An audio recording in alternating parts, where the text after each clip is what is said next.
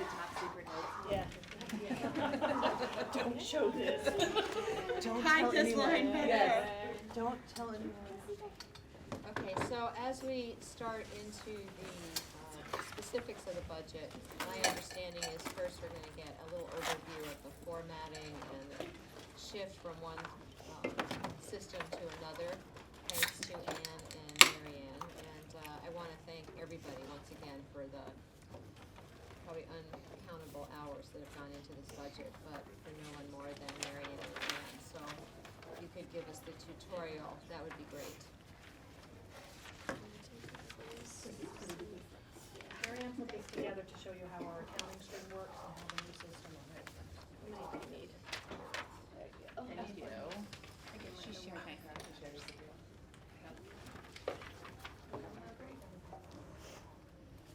Okay, so where do you want to begin? We'll just go over the new Okay. sheet to show you. Okay, Yeah. so first you have to understand what the accounting structure is. So, and there's two types of accounts, mainly, categories. Salary accounts and non-salary accounts. Okay, so each of the segments have a purpose, and you'll see that as you flip through either the summary page or the detail pages, you'll see where some of the numbers start to come into play. So the summary page that you see at the beginning of the budget book is broken down by the true account number, okay, not the account string. And that's the last 5 digits of this account string that you see here. If we went over and we took each of the segments and we broke it down, the first 3 digits in the account string, the 001, tell us it's the general fund. The next 2 numbers tell us it's the location.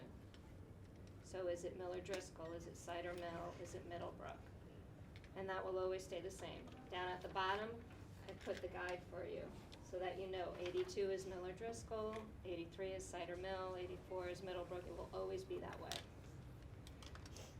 The next set of numbers tell you the program. You're used, Debbie, you were probably used to seeing 1100, 1105, 1106.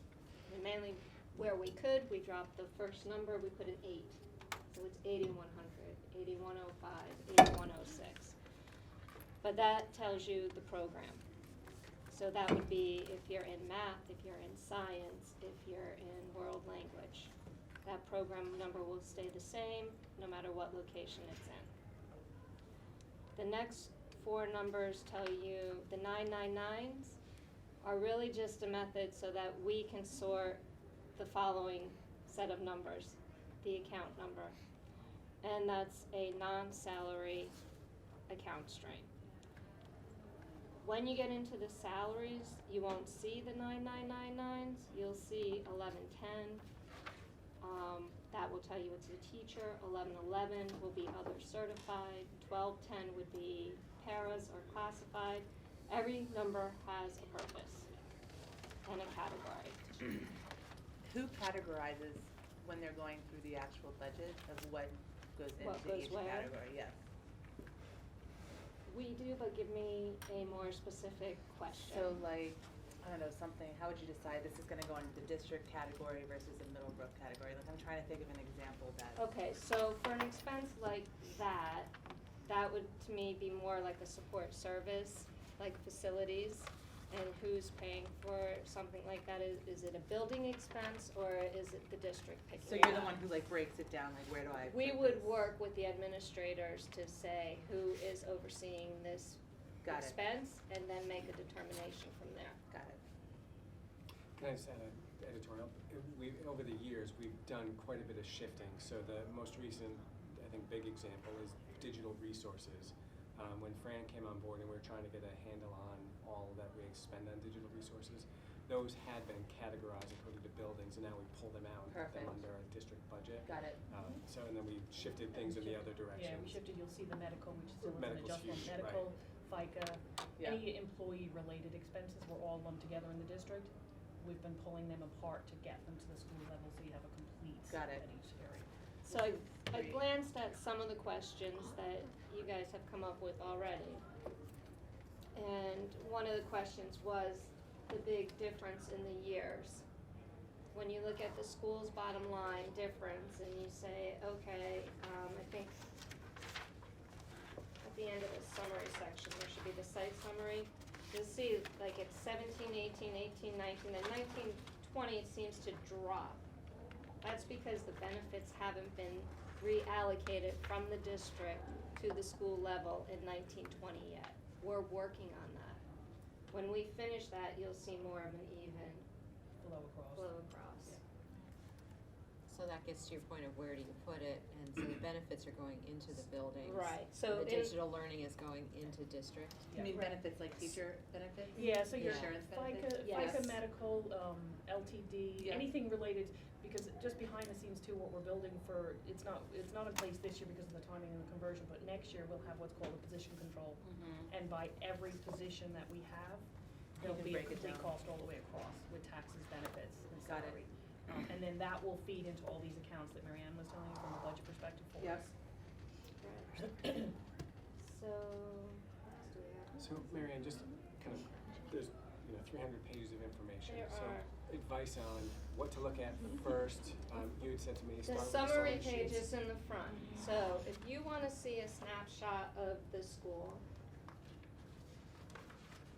I would look at the 2-page, 3-page summary section in the front, because that is gonna have your FTE. The first thing that shows on that summary page are the FTEs and the salaries. And that's for every school, it's set up the same way. The second part of that would be all your expenses. So if you wanna see a snapshot of the school with a little bit of detail, I would stay to this summary page. The pages behind it are what add up to here. So this will break it down by subject. This will say, here's general ed, here's world language, here's social studies. This will lump it together and say, all of our supplies for Miller Driscoll are going to be X. So if you want summary, you wanna stay to the Excel-like page. You want detail, you can come through and flip through until you find the program that you want. And they should go in numerical order. When you guys break down, like I'm looking at the Miller Driscoll summary Yeah. page, when you break down, say, just to throw an easy one out, are the budget, is that the teachers, are they in that budget, or, Okay, so you're looking, yes. so that's Okay, the- so when I'm looking at the 8112, yes, 8112 for art. okay, for art, and then you have the 2 here. Yep, Okay, so this gets tricky. like is that instructional art teachers, or is that art materials and stuff? We can do catered for this, art? we can do this 2 different ways, and you guys can tell me. So right now, it says 40305, which is salary. I know that the top section of this summary page is certified in teachers. And the bottom part of it is paras and Yep, aides, okay? You wouldn't know that from looking at this, because it all says 40305, which is what account all of them get paid out of. Right. We can change that, and I can make that 1110, which would identify a teacher, or 1210, but I'd have to update all these. Is that manual work? Are you talking about? Yeah. I don't know We're that's trying to worth get it. out of the business. Yeah, no, I don't know that's worth it, no, I'm just Data wondering, entry. But just that's for how, clarification. that's how you would tell, so the way that it starts on those But I- summary pages are your certified staff are going to come first, so it's gonna be your administrator and your teachers, so when you're looking. got it. But But for it's like, But not the supplies and It's everything. not supplies. Got It's it. not the So this is operating for just- it, it's all, Right. Got it. employee related. Right. so I can say for art, 214,838 divided by 2, that's what each of the That's art what the teachers are. Yes. got it, Yes. Where you got see it. the Yes. FTE is a number again. And then where would you see supplies and all of that? Flip over. Think the next page. Further in, okay, so But- this is just But the again, salaries. so when you flip over that page and you see 42105, I believe is supplies, I or love it. 41205, Yeah. or 412, Yep, okay, that's your 42105. supplies for the school, got it, for got it, got it. everything. If you wanted to see art and you wanted to see the supplies for art. No, I don't need to go that detail, I was just curious. But it's in Okay. there Yeah. behind, you Yes. go find it. Right, Yeah. you would find 8114 Got it, as art. art, and then you would start to see all the individual expenses. So, but from the beginning, like PE, you can say, or classroom teachers, that number divided by 36 is the average salary. Got it, okay, I just wanted to make sure that I was reading it I correctly. can tell you that, yes. And Yes. it is average salary? Yeah, because average. Well- Each Yeah. teacher's Yeah. gonna be slightly Yeah. different Great. depending on how many Yep. years' experience they have. Correct, and then when we do vacancies, we figure out a master's 14, and we figure, that's Yeah. like 101. Yep, got it. So if you're budgeting for a new teacher would be, I'm figuring 100. 100 and flat. then plus health benefits, Yeah. which are, If you're gonna go with the family, you're gonna figure 30. so 130 would be a new certified staff position with benefits.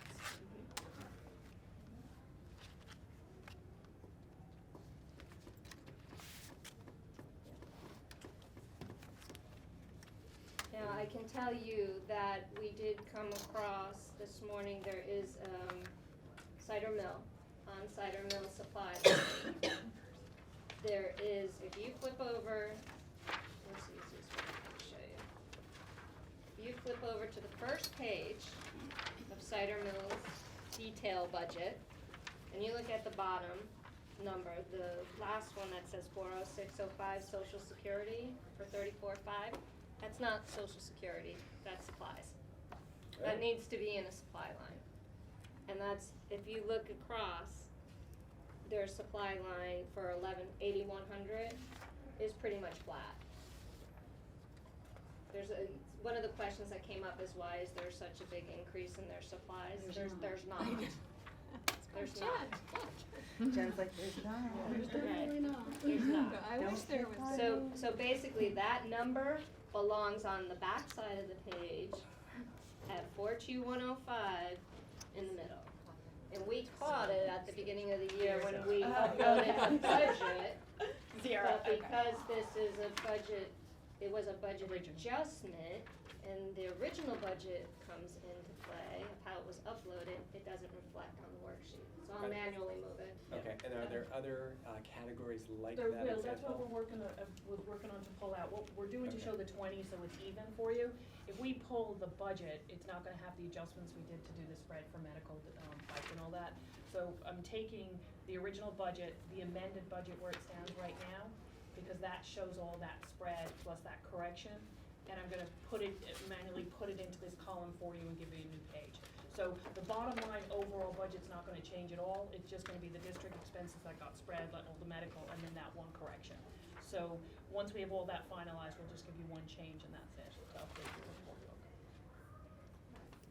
I'm gonna change this because Lucille is sending copies to business office, I believe.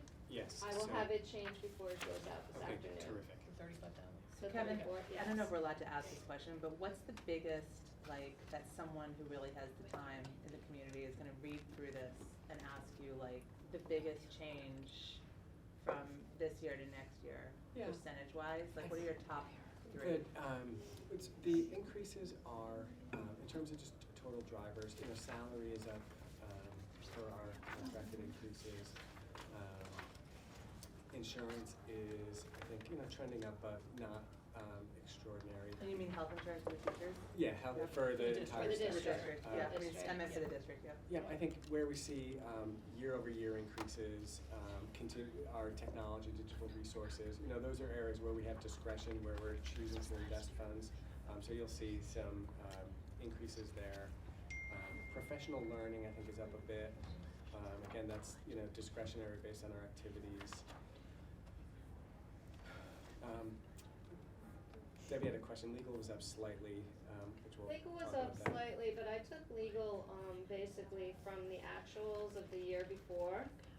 And just based on current activity, I left it to where I was in between. Yeah, Mhm. and then the facilities for Middlebrook, Mandy, is the big one. That's where you're going to see the largest change because we're proposing to invest just over $500,000 in upgrading Middlebrook. And I had a question about that. I just thought it would be helpful you said what was phase one. Yeah. If we also have like an idea of what phase Phase two is, sure. Good question. Yeah. that way if we can see the complete picture. There is, there's Yeah. a whole plan, Yeah, that's good. that way, Yeah. yeah. Good idea.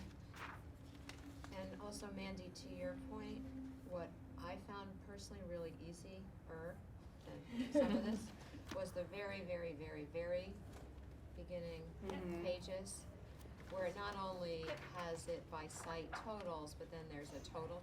Yep, So and then you can look at the percentage change year to year, and you can pick out the ones you wanna comment on or question or whatever. yep. And then you can dig into the background or ask these wonderful principals here. And can I But ask to me, that was kind of an easy in, Yeah, because it goes by each kind of account, by site, and then it totals it for the district. And you So What guys it's I'd really like to smart. do is get to this for each school Yeah. with the FTEs instead of what we have. mhm. Can I ask a favor? Is there any way I could get these first 13 pages with grid lines? Sure. So it just is easier for me to read across. Yep, So, that's no yeah. problem. Thank you. Is that easy to do in the? Is it, you can just click, check right, box, the way you right? print it out, you can email it to me, I can print it out at home if that's okay, or Yeah. whatever. And your percentage change you only do for 19 to 2021, right? Mhm. It's just that 1 year. Yeah, I think. But that- again, if you're looking at the percentage, sorry to interrupt, but if you're looking at the percentage change at the school level there, it's going to be flawed right now because the benefits are sitting in the district. Got it, and you gotta pull the benefits out. We need to, Right. right, so in order to do that, I mean, we'd have to take the last 4 lines of the salary Yep, section and take that out of the year before, and then you could do it. But if you give us another week, We'll have we'll it all probably complete. have it all in Yeah. there and you could see It's it. just a, Or just a manual. note that Yeah. says, Mhm. this year benefits are there. Mhm. Something that just shows that the Why it schools looks aren't different. going Why up it $2 is million the way it is. each, there's benefits in there. Except for Kathy, I'm sure she asked for a lot. Always. Like a weekly. and how do benefits compare? Do you guys ever look into comparatively across the DRG and comparatively across like the nation? I'm sure that, it's a tough one because Yeah. they're looking at us as a group, our pool Right. versus other towns, and then they're looking at our claims and what our claims so it's ratings based are right on now. claims, right? Yeah, and because we're self-insured, we have the stop loss, so some other towns may not. We have a healthcare fund, so it protects what we call the general fund, the 001. What's our stop loss? 225, so anything above that gets covered through the stop loss. Got it. And we have some significant claims, so, Yeah. on both sides, so the allocation rates we look at closely now. Have we always been self-insured? No. How far back? The 90s. 2001? Sure. Is that when it happened, 2000? Thought it was Why does 90s. everybody I look at the thought- oldest I person? thought 90s. Really It was dead. like I wanna the have big an answer. insurance year. Was it Yeah. 2000? I thought it, so, go ahead. And Kevin, do we ever look It at? I thought it was 2000, 2001, I thought, but Or the late 90s. Late 90s. And then there was a year where there was kind of fiscal calamity Calamity. because the reserves had not been built up Right, sufficiently. right, when you move, from- Yeah. yeah, And so then it was, so now it's been on safe ground as I understand it since then. Mhm. Yep. Yeah. and do we ever look into, like healthcare spending powers to, and this is a totally random question, work with the other DRG and say, let's all move together? We They're- have they're- talked about this Endlessly. for, and, thank you. Yeah, no, and it's there's just- a great, the DERG-A, with the selectmen get together once a month, and they all talk about the plans of trying to get it together. So there's a couple of different things, whether going to a state plan, trying to get together the DERG-A, and then who's got what claims, and then who's gonna put what money up going Mhm. into each of those, because some people are coming with more claims, so they're gonna drive it up, so it's been ongoing, Got it. yeah. Yeah, I think the closest we've gotten, most recently, our insurance broker has been working on, some kind of collective to drive down or leverage, administrative fees. Cost, yeah. Yeah. And that was, I think a year ago, or maybe a little more than a year ago, he thought he was gonna make some headway, with Ridgefield, with Rudy Marconi leading the charge. But then Ridgefield, I think, jumped to the state plan and it all fell apart. Got it, and we're totally separate from the town, right? Do we ever It's look in the into same doing? plan, it's the same plan. We have the same self-insured. Yeah, so Got they it. use the pool, obviously to use them and to come in with the pool on it. Got it. Yeah.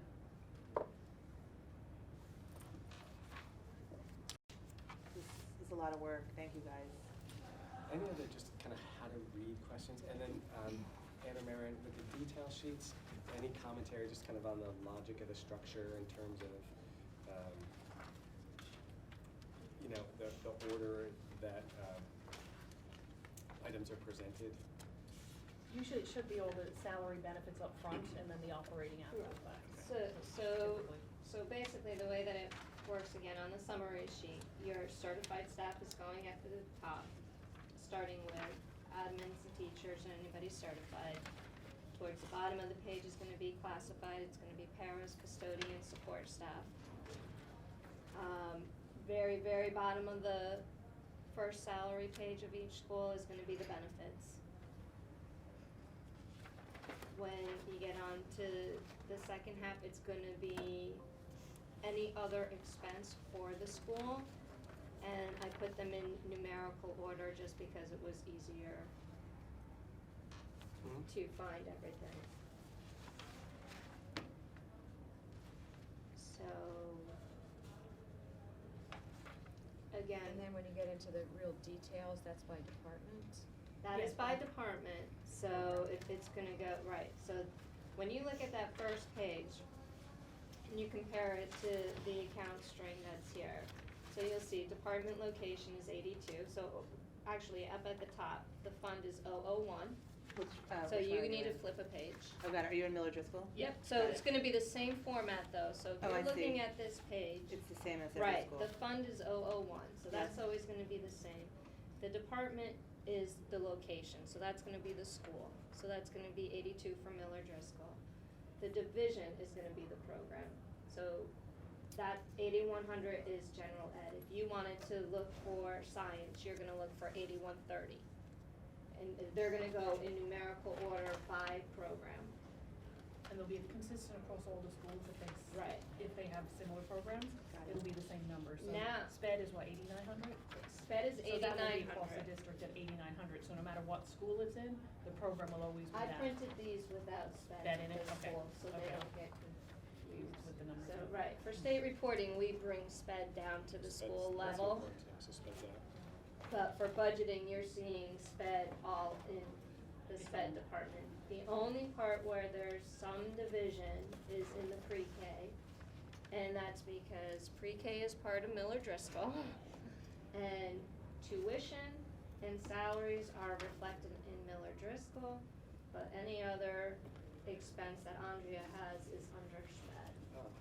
So, yep, So, And- so Andrea's expenses under SPED for pre-K are just for the non-tuition paying students? no, so Andrea has expenses for SPED, and Andrea does staffing for SPED in the pre-K, but Okay. that staffing is reflected in Miller Driscoll's FTEs Not right spec- now. not spec- Not specifically Got it. in Okay. SPED. That's the only, it's the pre-K staffing and the tuition. The tuition that we bring in for pre-K are non-SPED students paying, so it doesn't belong on SPED. Right. Right. It's one area that is hard to decide where do you want it to be, Okay. so. I know that these two things, I could see somebody asking Yeah, a question so I think- about totals. And we should just pull that out so we have it, just Mhm. what's the I have total it cost, pulled and out that's a on my question that comes notes, up, so I okay, can do that for you. great. As you're going into the very detailed pages, Mhm. when you change departments, you Yes. change numbers, division programs, Yes, but it's not a one-for-one on a page. So like art takes you 2/3 to a page, then music starts. right, it So doesn't, it's not a separate, you don't, it just So flows is together there- for the school. is there any way to show department breaks? If Yeah. you don't wanna increase the number of pieces of paper, could we at least put a big line across that'll show, Like a page So- break line or something? yeah, or I- a I dot would or think- You something? can break One it by, leads into you the can other. you can break it by page, our But struggle then with this is right gonna now- get, It'll be huge, bigger. but there's two things, and it would only be this year only again, to break it by, page, by program, say, or division.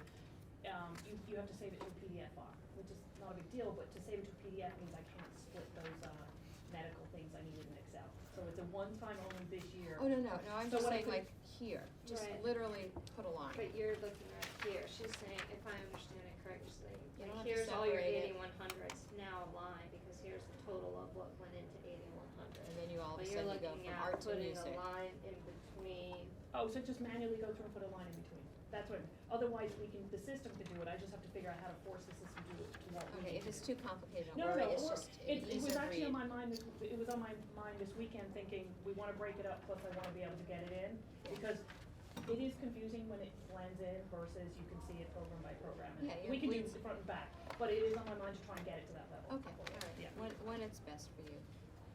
Maybe we can just leave a space, a bigger space or something in between, because No, right now it blends Yeah, together. so you just don't know all of a There sudden if is you're all of a sudden no- looking at something right. new.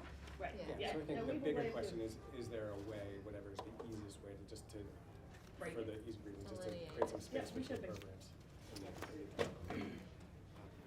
And then What's the drop in teacher from Miller Driscoll? It looks like from 19 to 20, they have 36 and we're going to 35. Oh, do you want me to start? Do you Oh, wanna sorry, are we into gonna go my through thing we now? went down, Sorry. that We're was, just talking about reading, how to read it first. Sorry, I'm jumping ahead. we went down one K teacher. So we transferred that staff, that FTE from classroom to, Got it. Anything else for Ann and Marion on the how-to, and then we can jump into, Mrs. Kuhn? Thank you guys so much for making me imagine.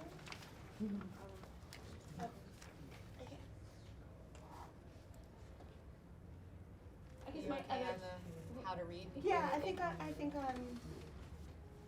kind of, yeah, I think I'm okay. Okay, all right, so Are you how s- about? You wanna ask anything, because Speak I now, feel like Ruth. you wanna, Speak sometimes now. it helps me in how I wanna Speak now or? make a correction or have change anything that we've already done, so. Okay, so I guess just so I have a better understanding, just when you talk about regular salary, Yes. when you mean regular salary, you mean like part of like pre-negotiated unit benefits, like this is, You mean certified? yeah, like certified in terms, you know what I'm saying, like, So when I talk about regular salary, I talk about, for me, regular salary is Right. contractual. okay, Not including. It's not an additional day, it's not overtime, it's Straight salary. It's straight Cause then you'll have the other regular categories. salary, it's what, So if someone makes 100,000 for the year, that's the 100,000 Right. going in there. It's- Then the other categories will pick up what other types of pay that they There get might based be. on contracts. Stipends, overtime. Overtime responsibility. stipends, extra additional time. Oh, I see. Right. Yeah. So it doesn't Okay. have to be just certified, it can be anybody Because- contractual. anybody Right, can because charge, so you're even gonna if you're have- like on a 1099 consultant or whatever, they have a. No, No. that's gonna go under your 999 as a consulting service. They'll Okay. never go through payroll unless they are a true consultant that should go in payroll. But it- Otherwise, but it can be regular salary, I can have regular salary for a teacher, I can have regular salary for a custodian. Okay, all salary Okay. based. So they're just driven by different contracts. okay, okay. So I think regular salary as their base salary for this employee hired in this position. Okay. Okay, So when you're looking at the I'm sorry, so No, when you're that's looking at the summary page and like it says account, What school are you on, Ruth? just First page. the Miller first, Driscoll, Miller yeah. Driscoll, let's say, the first page, we're looking at the 82, the account number, it says 40. 40305, so. Yeah, so that means regular salary. Regular salaries going into those, right, that's an administrator's regular salary, that's classroom teacher's regular salary, there's specific teacher's regular salary, that's when you get into art, music, science, Okay, or pre-K teachers. When you get into the high school, you'll see a lot more variety, because they have a lot more subjects that they're teaching. Okay. Then when you go down, you'll see it change, 40317. 40317 is additional time, okay. so that's not In their face. And that's, regular salary. right, and that's certified additional time, and that could be Right. to any regular salary employee? It can be, but if you look, I've got only one program number next to it, so it's going to a specific program. What's the So- 8210 versus the 2210?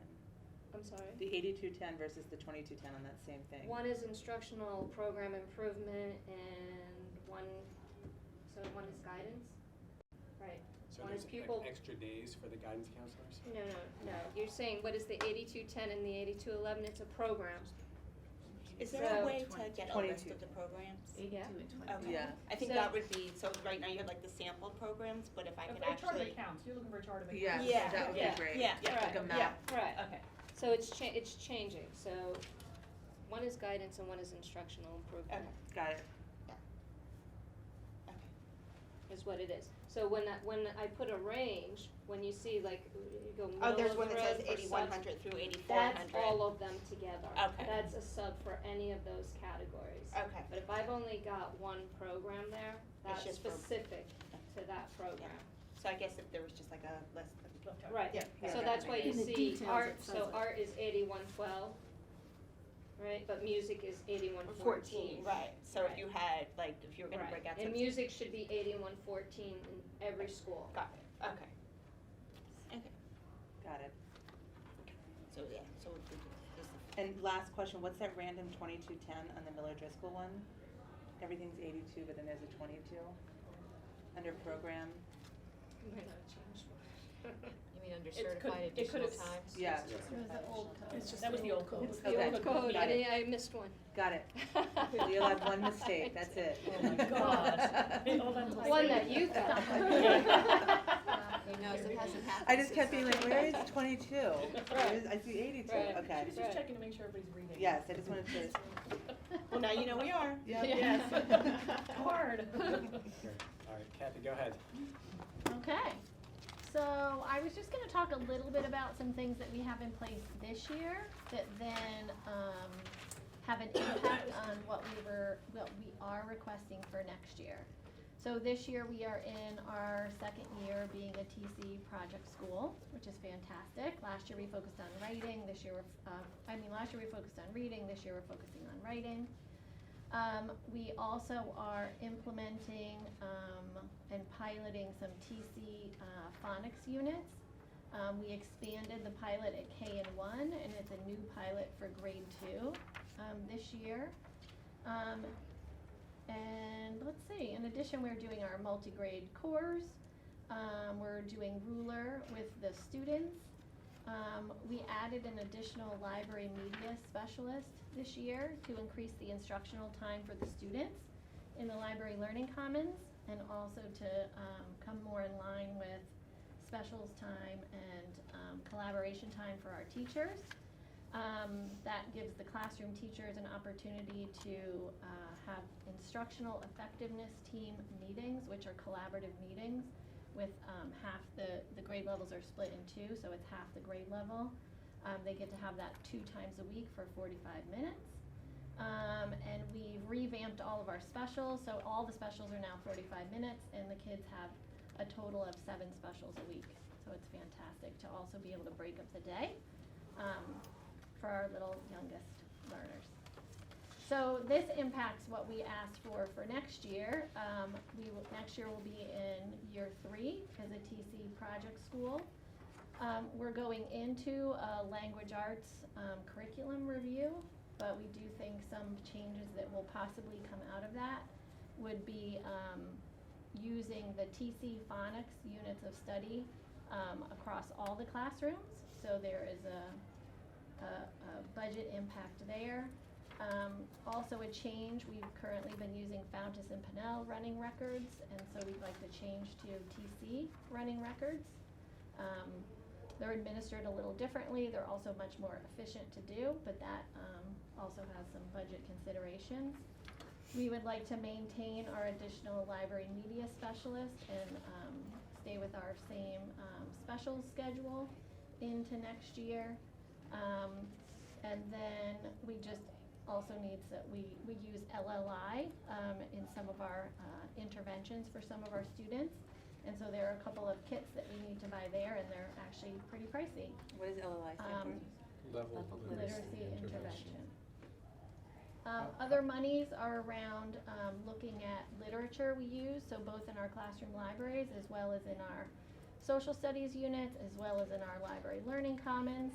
The focus around our, level classroom libraries and the, books that we're getting for social studies are really to look for texts that are more culturally responsive. So those are kind of our big priorities, and the things that, you know, you would see would kind of drive the increases in our Miller Driscoll budget. So that's sort of way up here level. I love it. You're feeling yellow. Exactly. Kathy, when you guys switch to the TC running records, does that require additional teacher training from a cost perspective? Well, we would do it within our faculty meeting time or our program meeting time. It's given in a very similar way to the F&P, but it's much shorter, and they actually use some authentic literature, which is really great. And, you know, kind of the introduction that they give to the students is more like an introduction that we would actually give in a classroom. So let me give you an example. When the little kids in kindergarten are reading level A and B books, the whole goal of reading those books is to recognize the pattern, not to be able to sound out the words. Yep. So the F&P, when we give it to them now, doesn't let you give them any kind of a cue like that. The TC running records, if I'm giving it to Jen, I point out, here's the pattern, okay, now I'm gonna give you the book, now you can read the book. Got it. So, and then as it goes up through the grades, it takes half the amount of time, probably by Jen's grades, even like a third of the amount of time to give it. So it also is helpful for the teachers to be able to give it on a rolling basis instead of just 3 times a year. Got it. When you show a budget-to-budget increase of 1.0 FTE in library media, I Mhm. think the same thing happens at Cider Mill. I know this happened after the budget was adopted, but before the school year started. Mm-hmm. But we have to explain it to everybody. So, a little bit more about like why you need it, especially when enrollment, if anything, is going down. At best, it's staying flat. And also, where did the time come from? If they now have more time in library media doing X, what are they doing less of? If In we the didn't lengthen classroom? the school day. Okay. I think when you look across our specials anyway, I think the total amount of special time that the students are in went up by maybe 15 minutes. It's just restructured. The time is restructured. What this allowed also was the library media specialists now have more collaboration time with the classroom teachers. So there were more instructional minutes in library for the kids. Do you but know how many? we went from 2 times 30 to 2 times 45. Right. Okay. So, but then art went, we have this, well, okay, I'm gonna try to explain this to you. We have this weird schedule where if, the kids have art and music 1.5 times per week. Ready? So, for the first half of the year, for example, Jen's gonna be my person, sorry Jen, because you sit right there. So for the first half of the year, Jen's class will have art 2 times 45 minutes a week.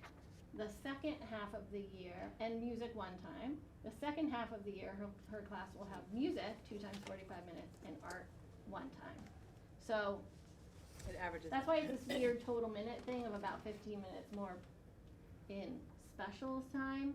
It's a half an hour more in library, but then really it's like 7.5 minutes out of art and 7.5 minutes out of music overall for the kids. The So addition is the collaboration time then that all of the specialists have to be able to work with the classroom teachers So there wasn't an actual reduction in core classroom time? by 15 minutes. By there was. 15 minutes, there was Mhm. a reduction in Yep. core classroom time? 15 minutes a week? A week. A week. Yep. Okay. Does that answer your question? Yeah, I'm confused, but that's all right. It's fine.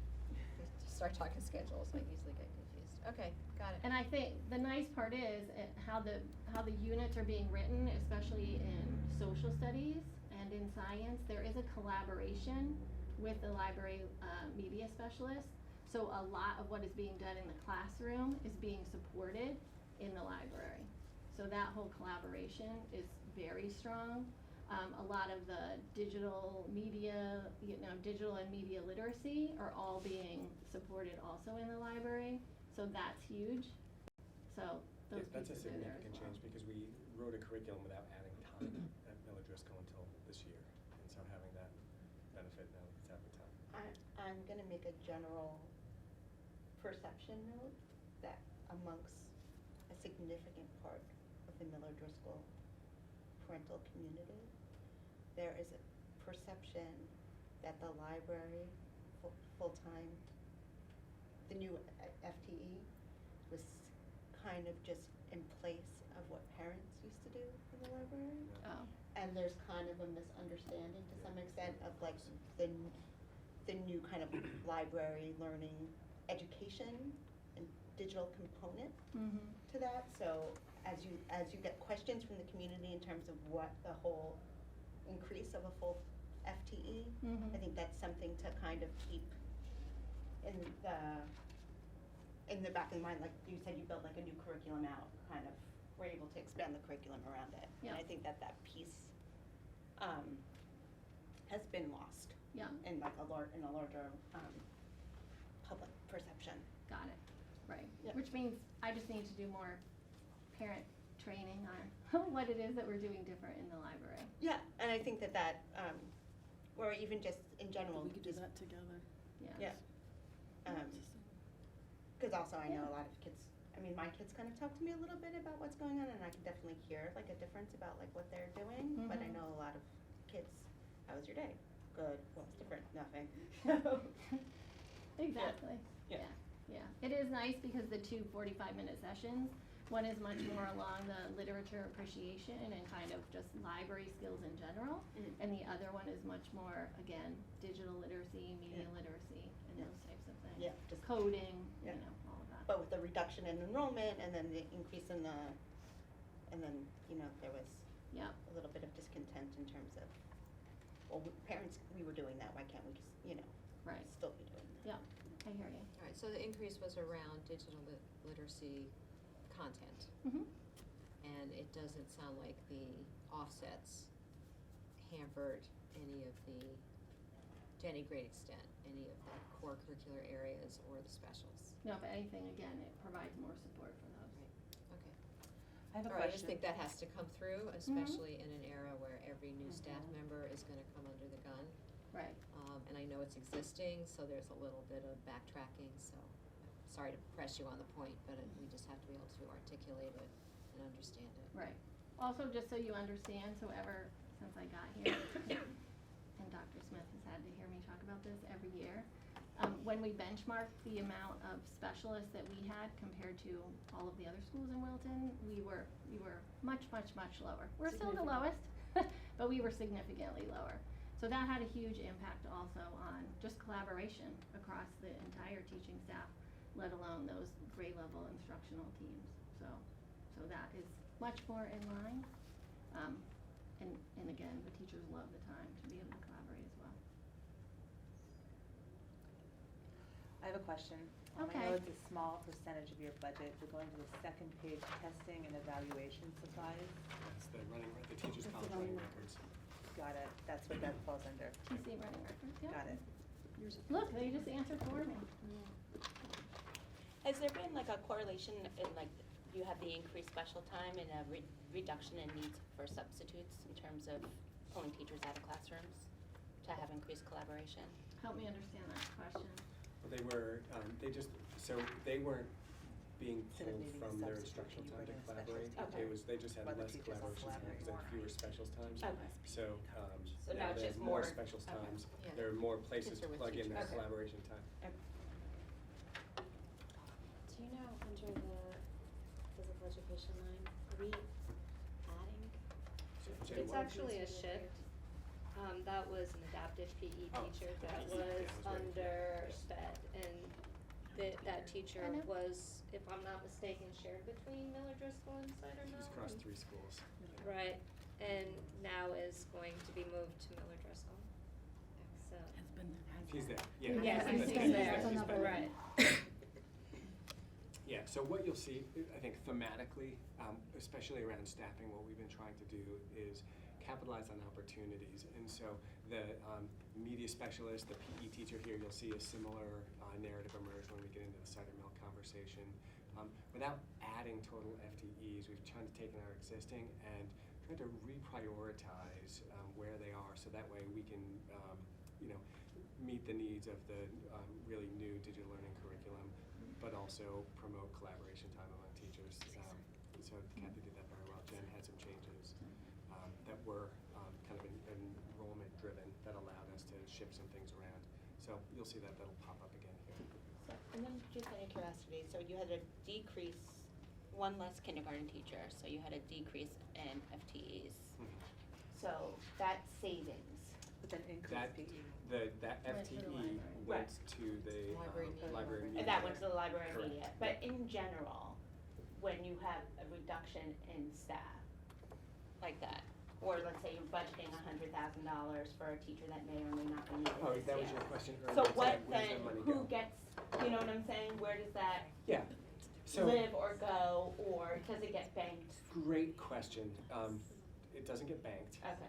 So I think ideally what we would do, so let's use the example of, we set $100,000 aside for a kindergarten teacher, should those enrollment numbers materialize. If they don't, we'll have $100,000 theoretically unexpended in our budget. Right. So ideally, that should go back to the town. Okay. As we are kind of monitoring our budget, because the budget's dynamic, Right. we may come back and say, all right, well that, we have this $100,000, and here are the circumstances, and we'd like to reapply this someplace else. Okay. So probably one of those two scenarios. And where does that get reflected? It's just in the total salary line, Marianne? We don't have a line that. No, No, I get that you're saying, but so like the total salary line will have an extra 100 in it, even though, so if you divide it by, if you were gonna look at the FTE number and divide it, it would be, and look for an average, it would be a little bit higher.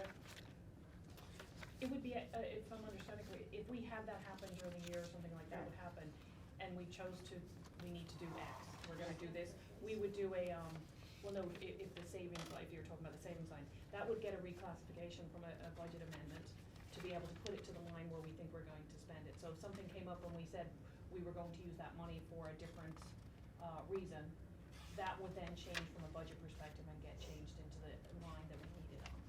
So I guess, so here where you said the proposed budget on the salary, on the teacher's line is, 3,378,000 and change, and then the projected is 3,472,000 and change. Wait, well, you went out to a different year. Yeah, that's 21. Year So change. Marianne, here's so we, No. Marianne, in this budget, 21, 20. we didn't Oh, I'm add sorry, FTE, yes, Yeah, yes, we just need okay. to move it over. right? Yeah. But we did put in salary in case we needed to. And so how would we know where is that $100,000 just living in the total someplace? It's living in the bottom line of my salaries for teachers. It's living in the bottom line, okay. It's Yeah, not so you're assigned not, to a so you're not gonna, Not assigned to. okay, Okay, that's okay, so it's not, yeah, so you Okay. couldn't kind of So mathematically mathematically tease out tease it out, 100,000. okay, Right, okay. Okay, so that's the new moving forward. The other question will be, and this is why it's so important that we feel confident about the content, is the argument from some public members will be if you see enrollment decline and you can, reduce your classroom instructors by X, 1 or 2 or whatever sections, that's great. And then the expectation is that's a reduction, not a reallocation and not a let's add.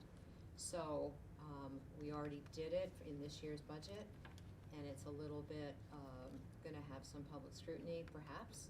So the more language, the better we can understand as a board what the importance of that digital literacy piece is, why it's good for kids, why we were lagging, you know, how it brings us up to date. You know, the language will help, because I think it's a fair question. You know, you can't just say, oh, enrollment's going down, great, so now let's go spend the money somewhere else. You know, the cause has to be bigger than that. Yeah. And I know it is, but the more language you can add for us and help us out and be able to explain it publicly, I just think there's a need there, and it will help. Agreed. I don't think our entire town is fully on board with the whole digital literacy component of all this to begin with. And I think that that's what, and then we see high dollar numbers, and I think that's what starts making everything come up, and people start talking, and so to your point, yes, making sure we understand it to explain it to other people a little bit better. Kathy, I have two questions. What's the student to teacher ratio currently? Like, how many kids are in each class, would you guess? It was in, Dr. Smith's, so about 18, 19 right now for kindergarten this year. And I'm not gonna hold you to it, I can look, I'm just curious. 20, 21 for first grade, Yeah, that's average and class size 21, now. 22 for second grade. Yeah, that's what I was looking Not for. the ratio. Yeah, sorry. Ratio's different. Okay. Yeah, ratio changes because of the paraprofessional, right? You Oh, do isn't that total what you staff. meant, class size? Yeah, no, I meant class size, I used the wrong word. And then, when you look back to your program overview page, Mm-hmm. so math, it looks like from this, we're doing better in reading. We have more students exceeding, or meeting or exceeding the benchmark than math, but yet we only have one math interventionist and 3 reading interventionists. Do you guys? Wait, say that again?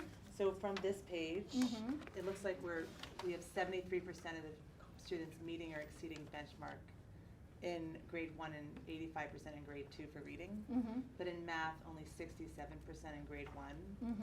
So do you ever have to say, like, we need another math interventionist, or, because I see you have 3 reading interventionalists and only 1 math. Mm-hmm. Does that, how often does that change that we have less kids exceeding benchmark in math, so we need to get another math interventionalist? If you Like, look, does that fluctuate a lot year by year? it doesn't fluctuate a lot, but I would say if you look at the trend data across, by the time kids leave in second grade, we score really well in math. So I think a big part of that is the time that we take in kindergarten and first grade to build that foundation and build the concept of place value. Without having an interventionalist? Without having, Just in the right. classroom teachers? Correct. Got it. So I think from a tier 1 perspective, Got to it. me, it's the slow and steady wins the race, because Yep. our score, I mean, in reading and math are pretty high, but in math, you know, they far exceeded what we have thought. I'm just So- And the surprised other you guys thing- only have The other thing, Mandy, one. on the Miller-Driscoll test, it is not the SBAC, Yeah, yeah, it's the math, and you're supposed to do. right. As you You get know, better, you it's keep not, going. yeah, it's not a benchmark kind Yeah. of test. the No, way I was the just other one is. surprised that Miller Driscoll only has 1 math interventionalist. Yeah, you'll find the same thing at Yeah, Cider same Mill, thing at it's Cider not Mill. even. And that's great that they can do so much in the classrooms. Mhm. Okay. You guys are asking for 5 reading paras. How many do you have now? 5, those are, You yeah, just asked them to kindergarten. redo Those it. are the K Mhm. pairs. The same. Well, I always ask for more, but I'll take 5. My other question is going to equipment. It's a pretty huge jump. Do you guys know what that was for? Sorry, what What were you looking at? No, the bottom, equipment and furniture. So we went from 3,000 to 13,500. So most of the equipment, not all of the equipment, but the bigger ticket items are gonna be towards the end of the book and under facilities, or under the end of the school section. Okay. Which starts 8621 would be the start of facilities through 8625, if I'm not mistaken. And equipment gets, can be tricky, because when you get into it, it can be equipment for a science room, it can be equipment for a music department, it can be equipment for facilities. $4,000 floor stripper. What Right. page are you on, Kevin? I'm on page 24. 24 of 27 of the Miller Driscoll detailed budget, and it's the third line down. Let's see what else.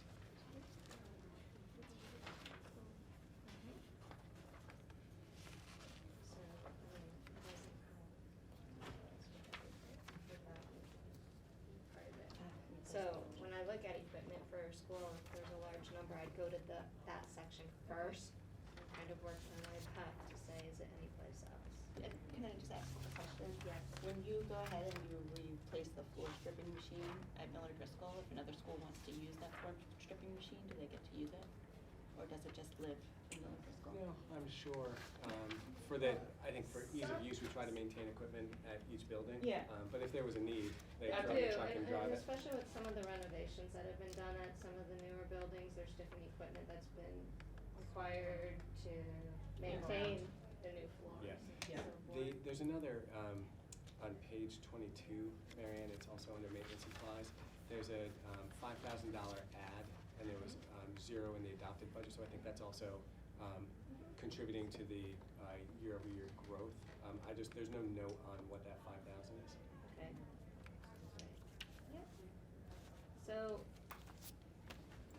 a lot of with the facilities budget was in the past, they didn't have the specific categories that we have now. And they would just say cleaning supplies. Right, so you can't do apples. Right, and it would be, okay, well, cleaning supplies. Cleaning supplies is really what our custodial staff needs to clean it. It's not what my HVAC person needs to maintain it as well. So we tried to break out some more specific categories, and Jose's been working at trying to reallocate the funds to the appropriate places. So how much is for a true repair, how much is for the true contract to service the equipment, and how much is for supplies. And are all the overtime, is that mainly from a janitorial?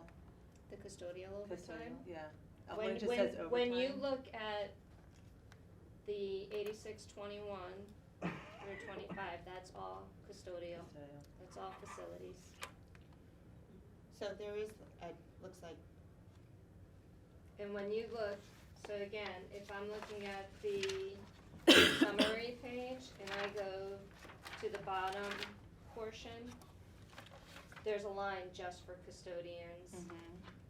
And you should see it, the salary for them and the overtime for, that's all custodial. and why, Yeah, the growth in that line, is that based on actual? Because we had pared that down. Your actual 26, budgeted 35, budgeted 36. That's based on actuals. Kevin, give us an example of So what's Custodial what's overtime. coming in? Yeah, but the So extra. we had a storm this weekend. If the storm was during the school Weekend, hours, yeah. they would come in at 4 a.m. Got it. And then they would stay Got it. until they needed to stay. So it's not like special activities, because I know like when I do like talent shows and stuff, the PTA pays for special That activities. should be Correct. different. That's all it should That's on a be. use of building line. Got That it. should not be Totally. at a school level. Perfect, I just to wanted to make this. sure. And some of the maintenance during the summer when they're, Yeah. the time period when the school's open, the kids are out and they Yeah. need to do the floors like they did last year with Cider Mill, there's some overtime generated because of those renovations. Yeah, certainly as we're getting ready to open the school up, there's overtime as they're Got it. starting, like, Yeah, there's a big push for August. painting and Yeah. things like to get it all done. Yeah. Well, if there's a leak because it rains, and you Right. have to bring, Oh, figure that out. yeah. And open positions, when you have open positions, you've got overtime you. to cover, though Mary Ann just brought that, we have one. Yeah, because we got a vacancy. We have a vacancy, so, they're, They're that filling will it double up up to get because done. someone else is Yep. filling in to, Got it. double up on that. Okay. Are there any other questions for Miller Driscoll? Oh, I had one. What is, there was a word on here that I didn't know. I'll find it. I'll go back. Go ahead, move on. Jen, you ready? Yep. All right, so how about if we let Jen do her highlights, and then why don't we just go down the row and see if we have questions? And then we can double back if you have another set, all right, just be a little bit more organized, so. Sure. Jen won't see it from all directions at the same time. Yeah. But anyway, thank It you, works. Kathy. You're welcome. All right, so we have 3 different priorities at Cider Mill, similar to Kathy's, but safe and healthy school climates. We've been really focused on ruler, spreading kindness, and just the kind of whole child well-being movement, et cetera, down at Cider Mill. We've been really focused for quite a few years now on professional capital and teacher effectiveness. this year and going into next year, focused on the student-centered coaching. Kathy talked a lot about the IETs, or the instructional effectiveness teams. And we actually, for the first year this year, have engaged in TC, and we've been working on the reading this year. Academic success, we've had a lot of shifts in our core programs, specifically social studies and science. Some of the budgetary changes that I'll address kind of focus in on that. The greatest shift that we've seen has been in the LLC library media curriculum that you guys have already discussed, and I think that specifically Kathy and I can work with Fran and do some parent training for the community to help them better understand that. For math, we haven't changed programs, but we've done a lot with pacing to move away from using Math in Focus as the curriculum and making sure that we're following the standards that are assessed. Can I just ask a question? Sure. What does PBA stand for? It says UDL and PBA. Performance-based assessments. Thank you. Yeah. Yep. Okay. So that's kind of really the focus we've had. The LLC has been a huge shift for us, but that includes a lot for me. This year we've started a STEAM enrichment program during our WIN block. We've added the makerspace. As you know, we've had a complete redesign of our LLC. There was a lot involved financially with that. And significantly, the transdisciplinary integrated science and social studies curriculum that we've been building over the last couple of years as the science and social studies curriculum has gone under its cycle of review. So that's kind of the priorities here. Different things that you might see. I guess I'll start with the questions. So I think you guys saw that, I think there looked like there was a great increase in the supplies. Unfortunately, that was not the case. Actually, just FYI, our supply line over multiple years has been decreasing, I think, for what it started as, significantly over time. Every year at the end of the budget season, another 10,000 is cut, and it has had an impact on how we purchase supplies. The PTA, as you guys probably know, supports our supplies pretty significantly. We have school kits that are bought, and the cost of what was going into those kits really was getting so high that the PTA this year actually helped out by purchasing communal supplies for each of the classrooms, because as I said, it's been chipping away here. So there was one area that I have increased the supply kit, and that is for our makerspace, both up in the LLC and the STEAM lab. Those are, I was gonna say recyclable, consumable supplies to run those programs. Unfortunately, some of them are not recyclable, and so they actually have to be replaced every year, and since they're part of some new programming, that supply was in, those increases were in underneath the library media. I think you saw that.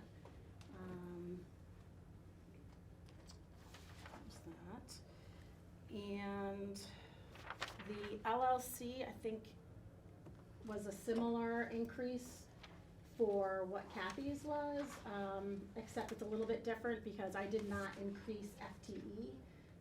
I reduced part-time PE and part-time music. That was what was used to get the additional LLC staff. So I shifted from a schedule where they did not go to library as frequently as they did the other specials. And so I evened that out because there wasn't a set time to take out books, and it was creating a lot of scheduling kind of commotion. And so we shifted that back over so that kids have the ability to access now PE, art, music, and LLC twice each over an 8-day cycle. And then the additional time, because I have about 2.5 of every other special area, and I have 3.0 LLC staff, that time is used to support the integrated curriculum that we just talked about for the transdisciplinary units of study. So that, I don't know if that makes sense based on what you guys were looking. I don't know who had the question and how it was, which section it looked like I went up. So every 8 days, the kids Yeah. go to art, music, PE, and the LLC. Twice. Mhm. And then there seems to be like an additional, or, No, so again, this was something where this happened last Okay. year, so this is already in place Okay. right now. okay. So, So the integrated, the extra time now is just, in the classroom. In the So, classroom, yep, the okay. teachers go up to the LLC people go down. okay, But again, I just wanna be clear, there was no additional staff. It was a just a re-shifting. reorganization? Yes. Okay, Yeah. okay. And it's already in place this year, so I'm not asking for anything additional going into next year. Okay, so those were the two questions that came up, so I guess I'm just gonna go through and do some highlights, just but some budgetary Yep. kind of increases that kind of stand out and how they support. The other thing that I wanted to point out is it does look like that I went up, 24,000 in math textbooks. That is, I think that you guys are gonna need to help, how we wanna chat about that, but that was pre-bought. Yeah, last year we bought as we were So, reducing budgets. you can't, like, I need them every year, so, Those were again, the consumables. those are Yeah. consumables. So, again, that's a significant amount, that was like over 50,000, something that, that's an error in the final calculations. So is that in that, textbooks and workbooks, Yeah. You're gonna see a difference, 58%, okay. yeah, it's the 44245 textbooks, workbooks. And that's again, because it doesn't look like it existed, Yeah. this year. We made some reductions when our budget was cut last year. We had to make some reductions, and so we made reductions in the area of supplies, we made reductions in textbooks, workbooks. And so, year over year, it looks like, Yeah. it's a substantial. And it's just significant enough that I wanna Yeah. point it out. There were some other things that we did but I'm just worried it's gonna come up. So I just wanna make sure you guys are at least clear. Okay, so some of the things that that you can see is there's some increase in some digital text. We have been very focused a lot on, at our grade, we have a lot of the learning to read and reading to learn shift when it comes to 3rd, 4th, 5th grade. And there's the need to have a lot more accessibility with texts that are audio for our kids that might still be struggling with print. And so that is a little bit of an increase that you can see in there. Looking down, there's also a little bit of an increase in some of the science lines, specifically the text and then equipment. Those were to support the new curriculum. We are still in the process of a multi-year rollout with some of our new units of study. So I worked with Trudy, and that includes money for level text and some of the new equipment to be funded for those different units. So again, that was an $8,000 increase combined for those two lines.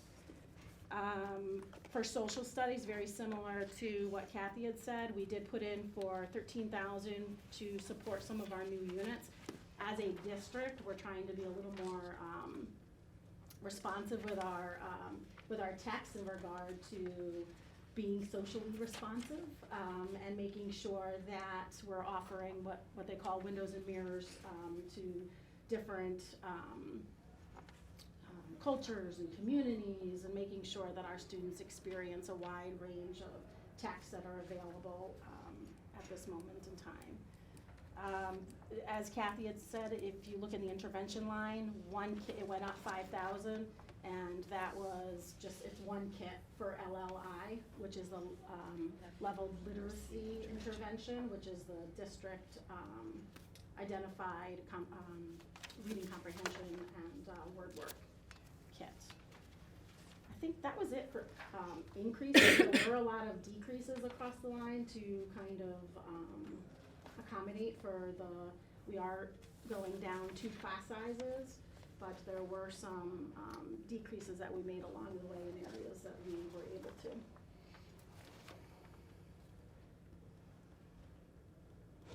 Any questions? Let's go around the table. I don't know who wants to start. Mandy, you wanna start? Yeah, I'll start. What were the 2 classroom teachers that are being decreased? One and third, one and fifth. Third, what is it? Third and fifth. Third and fifth. So we'll go down 1 class card in 3rd and 5th. Yes. And then substitutes, I think I'm reading this correctly, it says you're up 100% on the first page, 4370, but it doesn't look like that's correct, right, going across? Am I reading that wrong? Should be flat, you're right. Yeah, it should be flat, Should right? be a 0. It just, that 100% jumps out, so I just wanna make sure that we can correct that. Parent activities, I know it's a small number, but what is parent activities and why would there be an increase? So that is for, I'd have to look under the specific line. Where was it? What- It's on the 2nd page of the main, I mean, for I'm that, just I trying to can think of what it is. tell It's a you what that small is. It's amount. for all of our different award ceremonies that we Got it. have, and like the 5th grade celebrations Got it, and things okay. like that. And then, this is I just a don't think there's random anything question. significant. Why does Miller Driscoll pay double in the amount of telephone costs in every other school? That's just a random question. So I think that's a great question for Amy Mary Ann. Mary Ann? Here's the phone, we don't have, so we don't have the calls directly to, each line. It's, we could have 50 phones, it doesn't matter. It's split between 40 and 40 lines between the town and the Board of Ed. That's how the current phone bill is. So it's the lines and then how many phones are off that. So how we do the phones, we do it based on usage. Got it. So we take the usage of each school at the end of every year and what we've been billed for at that point, because we don't know ahead of time what they are. Got it. And then we take that and allocate the new budget, based on that. People So like to sometimes- call us. I was gonna say, Oh, you no, call yeah, it France? No.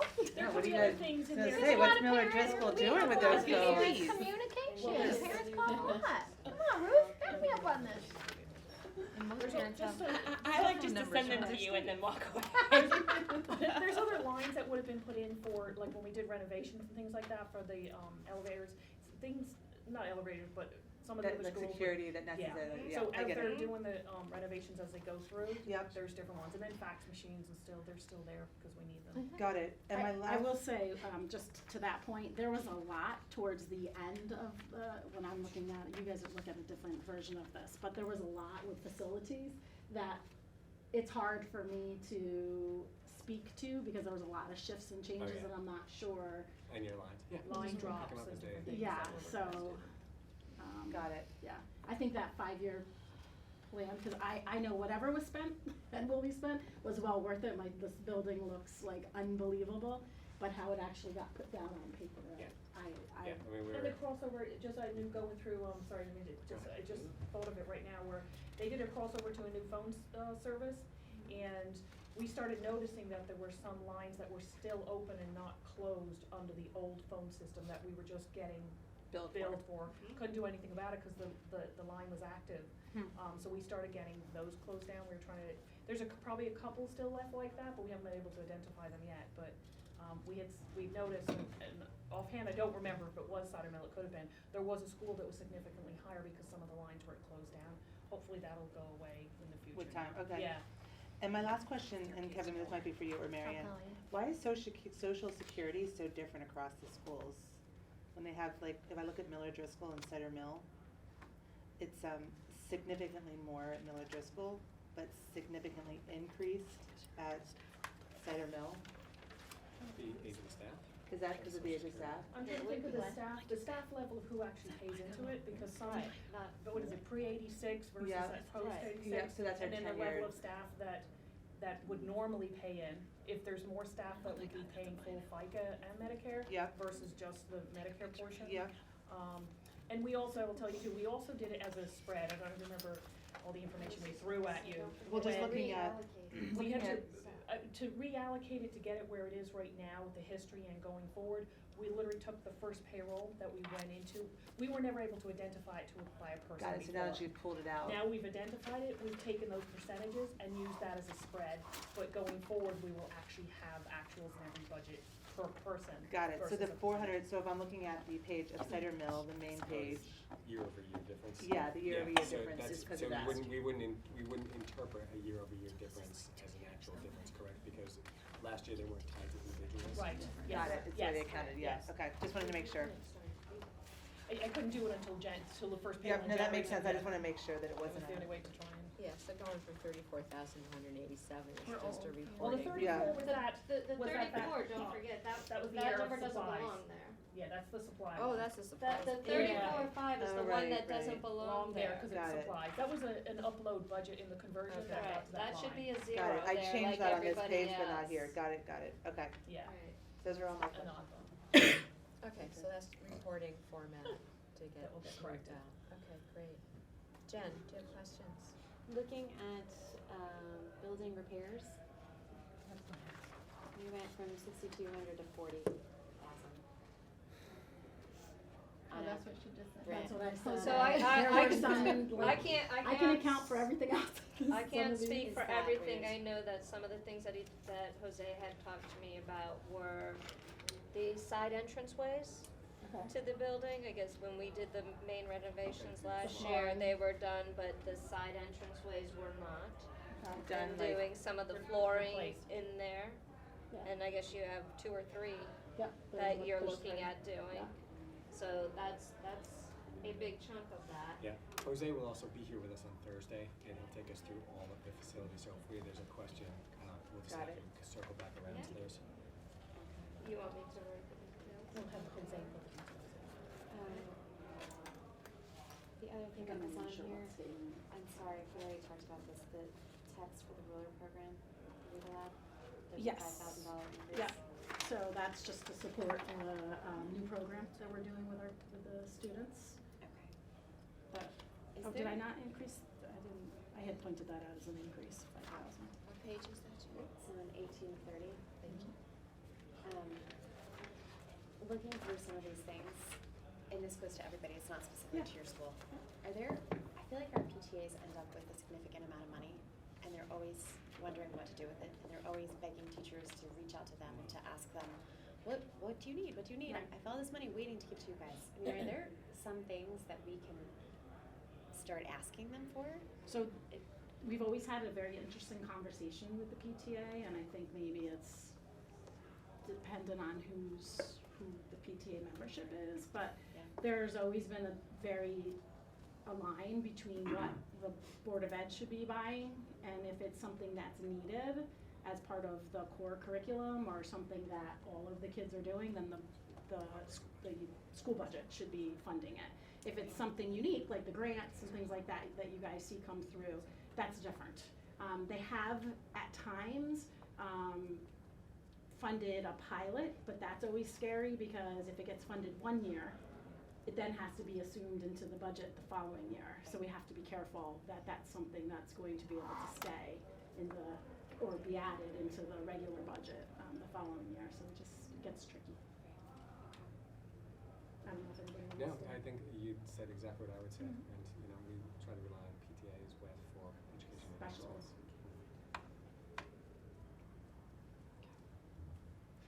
I have a quick addendum question. Will the class sizes go up Sorry, losing a we'll third? circle I back know, to I'm it. sorry. Yeah. Will the class sizes go up with the 3rd and 5th grades going down? No.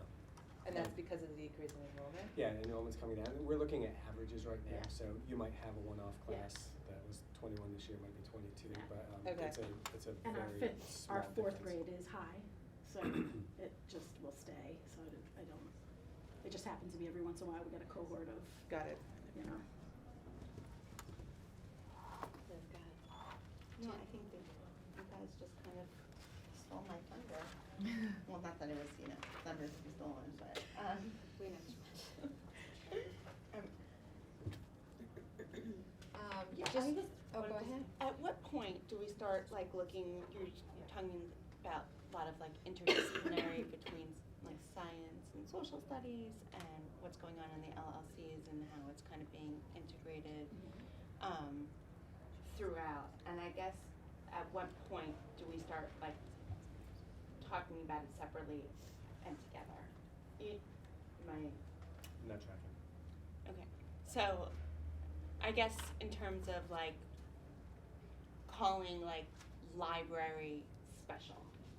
Yeah. And what goes on and kind Oh, of I like see. the library Mhm. being Yes. special, Separate. separate, Yeah. but all those skills kind of being integrated Yes. within the core subjects. It's a great question. And then having the teachers have the support that they Yes. Mhm. need for that. And I just, how we kind of are like threading that needle a bit. Yeah.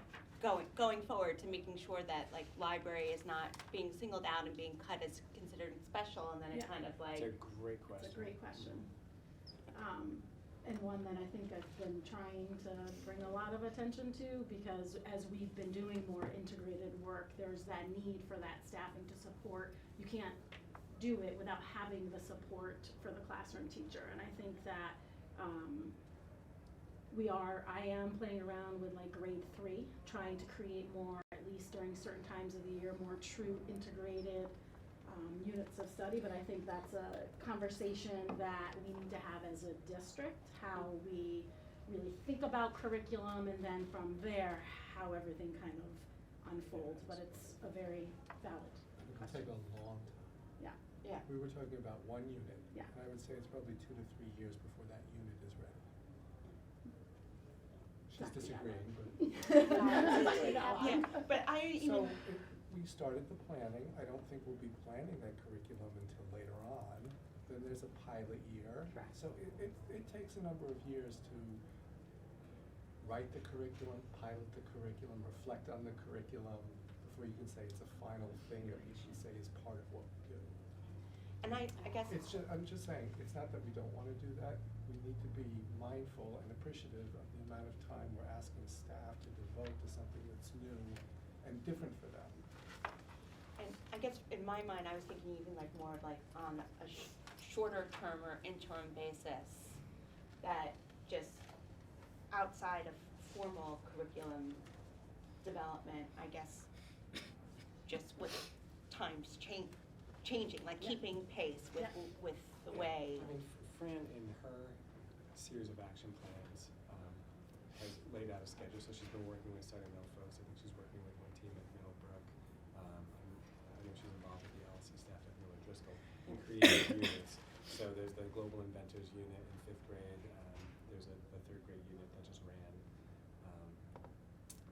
I'm not sure if 4th grade has a unit this year. There's 2 in every grade level. There's 2 in every grade level. Yeah, so that is, I think if that's, Okay. if that's answering your question, those units are being developed as we move through the course of the year with grade level staff and with the LSC folks. Okay. And I think that needs to be visually part of the like education that we share with Yeah. parents. Like, I'm not Yeah, even sure if Yeah, yeah. people are all aware of what the difference is between that type of a unit versus, the other units. And if you look across we've got 3 different grade levels, they're hopping. Mhm. Yeah, and that's when you see the increase in budget and like your digital kind of tools and expenditures and your LLC kind of expenditures Correct. going up, I think that part of the story is, Needs to be painted. yeah. Mhm. Yeah, that's good. Yeah, and also the staffing around it. And this, Yeah. right, and the teacher Mhm. support needed to go along Mhm. with that. I'm just gonna channel what would be a Glenn question to both of you, which would be, all right, so here's the budget. We know there was some pain in devising it because sometimes you hear no. And we're not asking you to increase, but Glenn might, but I wouldn't. Just, do you feel like this is a solid budget, that there is nothing that just absolutely should have been in that isn't? Are we disenfranchising our kids in any way by holding off on some of these items that you might want more immediately than others? Or is this, given all the needs of the district and what the public can tolerate, what do you think? I mean, I think that, it is what we need to go on. I do think, again, the supply lines and things like that year after year continue to get cut. I have worries around where that'll end up. When I you say think supplies, do you mean basic classroom Like materials like or? supply, yeah, like anything to fund the curriculum and instruction, so it's different in. It's not books, No, not textbooks, yeah. so it would be Like paper, Paper, pens. pens, but you know, it sounds like so silly, but for workshop, there's a wide variety to teach in that style of like various different kinds of Post-its, and different Post-it kinds of notes. lined papers and different colors for drafting, and I mean, you start getting into a lot of different supplies, that are required, chart papers, you know, things like that. Materials for the STEAM lab, for the maker spaces, like those are all they're consumable, and so for our kids to be able to experience that type of programming, it needs to have the funding for, to support it. So I think right now, you know, reprioritizing and things like that, I think, you know, we're fine. I am getting concerned because I think we've been cutting that line now for the last. I think so I wanna just add context, because if Yeah. you just look year over year, Yeah. you don't necessarily see cuts longitudinally. Right. So the full story is our needs have changed as well. Yeah. And so we've grown that line because we've had different needs. Right. But as we've added those needs, we've also pared down. Right. So, because you would show a growth trend, not a reduction trend, if you look back 5 years. Yeah, I guess if you look back 5 Yeah, years. so all I'm saying is we have Right. to just, and your point's well taken. Yeah. We've had to, so. I should say, over the last 4 to 5 years, at least I personally have been taking some cuts at the end, and we have to prioritize. So I'm not saying we don't have what we need, I'm just expressing a concern Yeah. if that trend Yeah, continues. and I think the larger conversation is this: if you look at the history of our budgets have been somewhere between 0 and a hair less than 2% in terms of growing. Now, we've had, an enrollment decline as well, Yeah. but expenses have increased. We've also added programming, which is really important, and with those programming have come costs. As we have sat around the table somewhere around March almost annually, and we've had to make decisions about budgets, that's what's most important, what can you live without, where can you Without kick the cutting can people. down the road? And oftentimes, the supply line is one where we Yeah, can we've shave and done cut that. and Yep. pare down, and we have, Yeah. right? And so then we go back and say, okay, can you pick up X, Y, Z? So just wanna Yeah. just So- put that out there. I know what Glenn's gonna say is math. I'm just gonna speak to that because I just know it's going to come up. I can't imagine it doesn't. I think we have a math action plan that is part of my school improvement plan that didn't really cost, there's no costs associated with that. So I feel fairly confident that, if we keep putting people to it right now, I mean, I'm not opposed. I do feel like at some point to even out math and ELA, that I would like a math interventionist.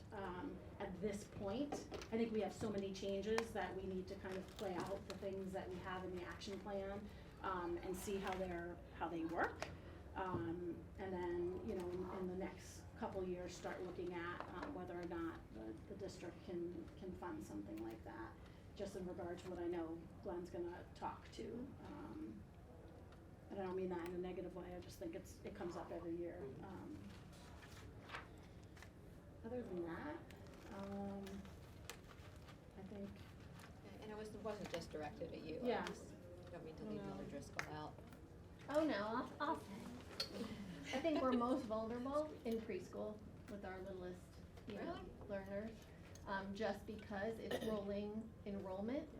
And so, as you get students in, as you Okay. get students identified through the community preschools, sometimes what we project is just enough. And sometimes mid-year, those classes become, very large. So those are usually staffing which is- issues. Right, Right. yep. So, All right, great. All right, thank you. Can we go on to Middlebrook or? Okay. Question, just before we go to Middlebrook. So, because you just talked about programs changing and adding programs, and in light of that, is there a corollary in terms of like programs that have been discontinued? Or is it kind of just like a shift / additive? Yeah, I'd have to think about the question. Because I think that that's something that maybe asked or talked about, so like, we have declining enrollment, and we need to talk about how we also need to teach the programs, and that's it. the number of students, so what are we adding and what is the return, the ROI on that, and what are, what are needs versus wants, and then what's getting kind of reallocated or pared back or Sure. kind of taken And away. we've protected instructional time in RPE music. We've added instructional time in library learning commons. I think that's when I say program add. I think to me, that's the big new one. Again, if you look back 6 years, that's the one that's changed the most as we talked about digital learning comparing with 21st century skills. And some of the shifts, Chuck can talk to, but social studies, Yeah.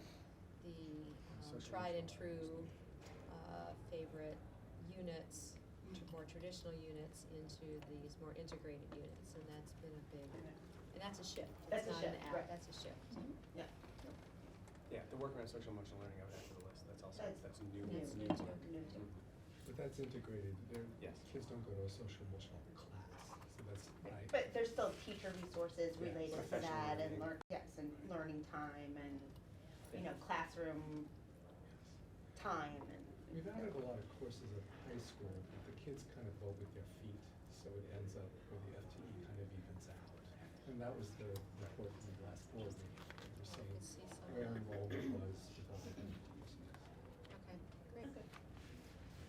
All right, Lauren, thanks for your patience. Yeah, so I can build on what my colleagues said of the other buildings as well. We have a lot of alignment in terms of the social emotional work being a real focus for us all.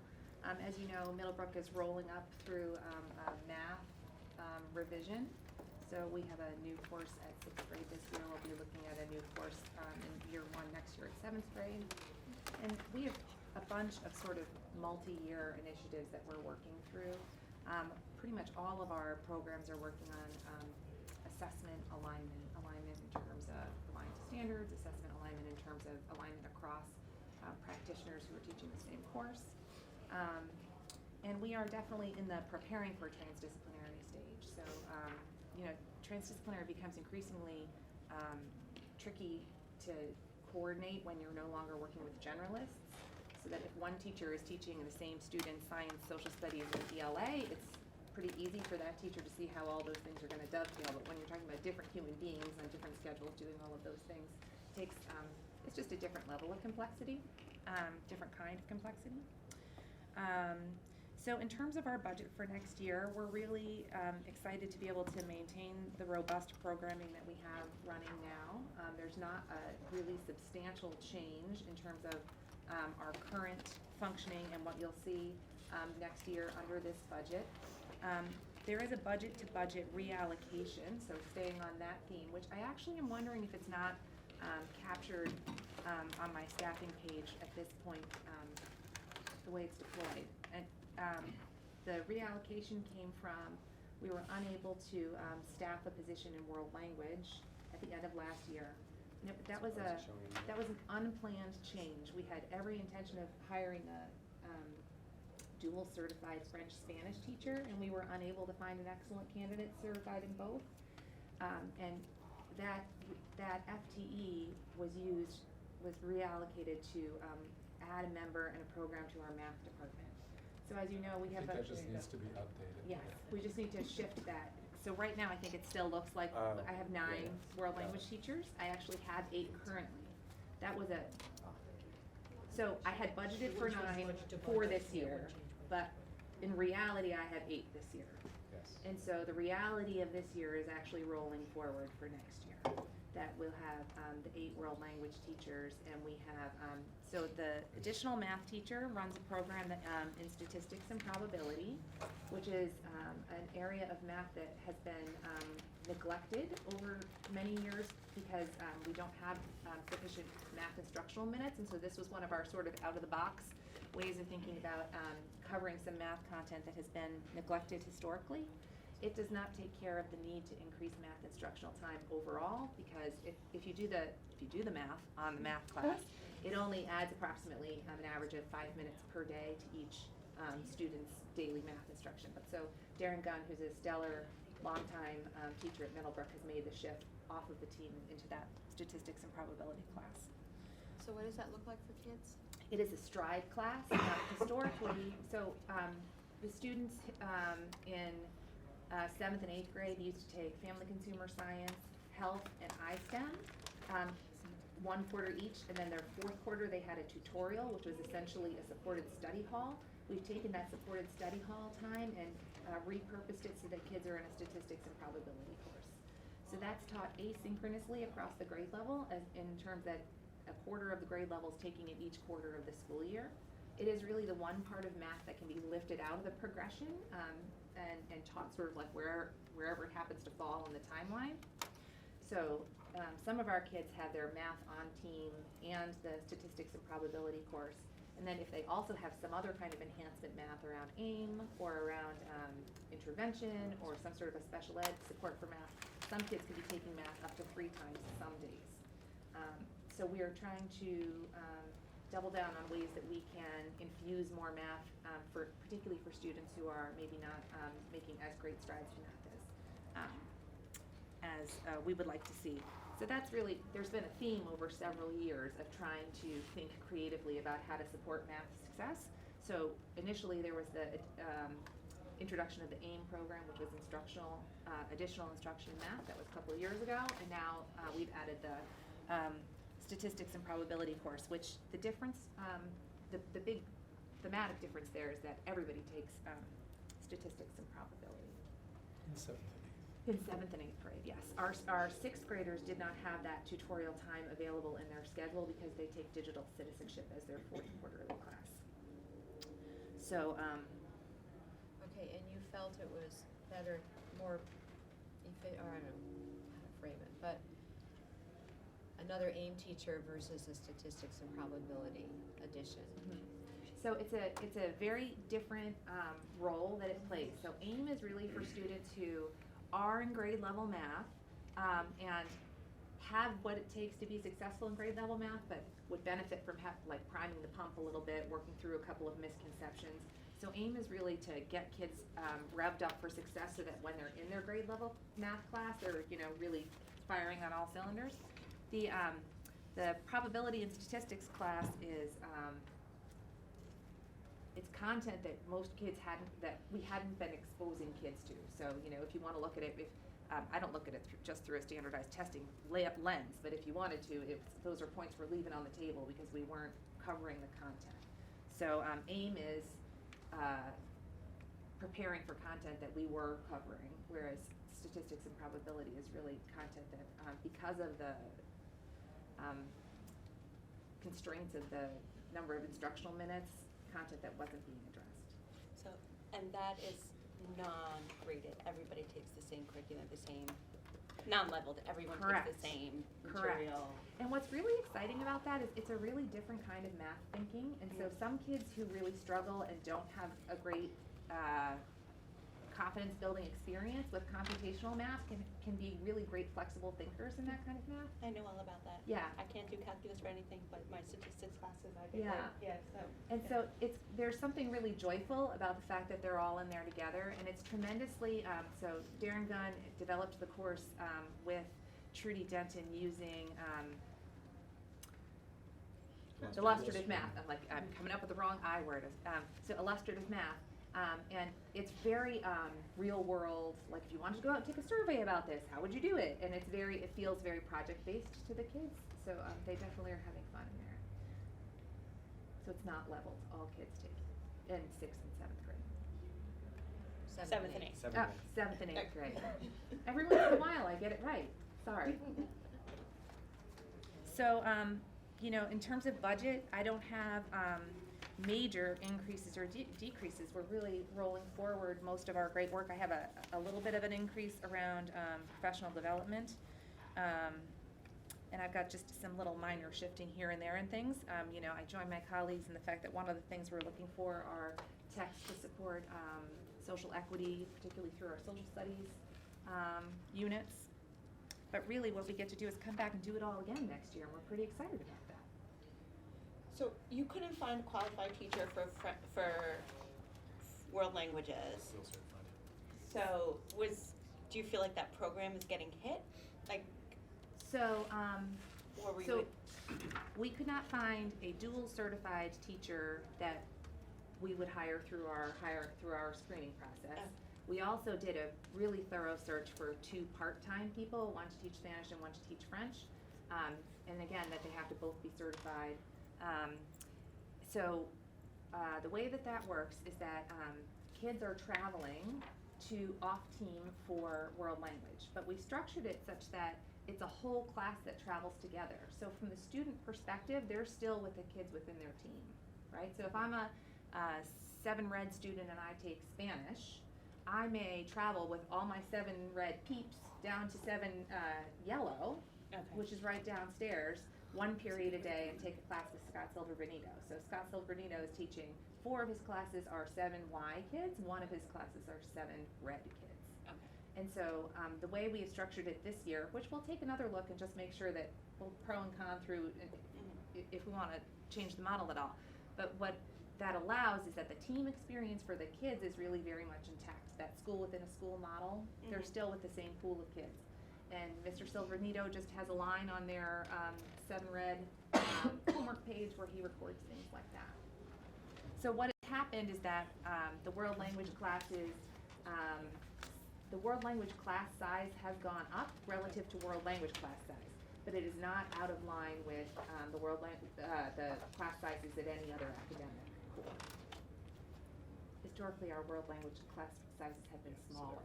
I mean, they're right in line. It's a language arts average class size 19 and a half. Yeah. This is, And Mr. Bernardino, is that what Shoreline you? just 20. Is he now, is that an extra class that he wasn't teaching before? I'm sorry. Oh, So like the Spanish, so is that, you right, know? so Scott used to have, I'm just using Scott as the Okay, example. that's, I'm just asking in general, but like, is that an extra Yeah. class that that full-time employee wasn't So teaching at 6th and before? 7th grade, no. Okay. So he was teaching 5, Okay, and they were smaller. okay, So what we've done is we've taken the population that used to be in his 5 and created that they're all in these 4, and then we Okay. add this class that's Okay. kids coming from another team. okay, So from 7 red, for example, we've got Spanish kids who go with 1 class that goes to 7 yellow for Spanish, and we have 1 class that goes to 7 green for Spanish. But again, they're all traveling with kids on their team. So and it's still the same class load for the teacher as it Yes. was previously? they're not teaching additional classes. Just more students. More students for the world language teachers than they historically have. But it puts them pretty much on par with what their colleagues in other core academic areas are teaching. Yeah, Because if you kids look get at, a choice between Spanish and French. and some kids came out of world language because that's where they received some special services support. Yes. So those classes, when you look at across class types, the enrollment in world languages was generally lower than the other 5 core academics. So there's a percentage of students who need to add something to their schedule above and beyond the regular Middlebrook schedule, Efficient way. often a lab class. And that could be a reading lab, a writing lab, a math lab, an academic lab, which is sort of a more general support for their usually IEP goals. Okay. So the percentage of kids pulled out of world language is significant enough that it does decrease it had historically decreased the size of the classes. So we are just utilizing the FTE actually a little bit more efficiently. It does lock down, it makes it more difficult for the team leaders on those grade levels to be able to flex their schedule, to do other things with the team time. But because it's only 1 period a day that a class is running there, the rest of the day they still have some flexibility. So it's not, I have to say, it is not a cost-free experience. It's certainly, it's certainly something that we've lived with and made work. And any feedback on the statistics and probability course in terms of either kids or teachers or parents coming in? I can only speak anecdotally. I've been in the class several times and I've seen the kids having a lot of fun with the content. I've asked them some questions about how they feel about the course, but I haven't done a data collection that would be more Sure. anything other than anecdotal. Right, and this is a topic you feel is left off the curriculum content. Oh, for sure. And so maybe, or maybe not, it'll be a test case whether it's reflected in test scores. Which is not the primary driver, I'm not, Yep. not trying to suggest that. No. But if in fact, I mean, you use the phrase leave the points on the table. Yeah. Because kids were being questioned about a topic they had not yet had. So I have to name yes, there is a caveat to that. Okay. The 7th grade statistics and probability course is primarily focused on 6th grade standards. And the 8th grade is primarily focused on 7th grade standards. And the reason for that is they're prerequisite standards, right? If they haven't had them in 6th grade, they need to get them before they can go to the higher level of statistics and probability. And so we will over time have to take a look at whether there are a couple of things that could happen. Either we increase math time to the extent that you no longer have to have a standalone statistics and probability course, or you look at is there something in the quarterly complement for 6th grade that we handle differently so that we could push a statistics and probability course down to 6th grade. If we were to do that, it would actually be the content that's currently in 7th grade would move to 6th grade, and then we'd be doing the 8th grade content at 7th grade and a new course that would take it further in 8th grade.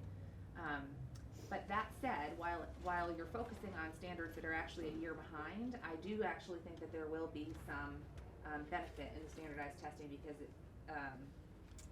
they are coming in with a foundation of knowledge that they haven't had historically.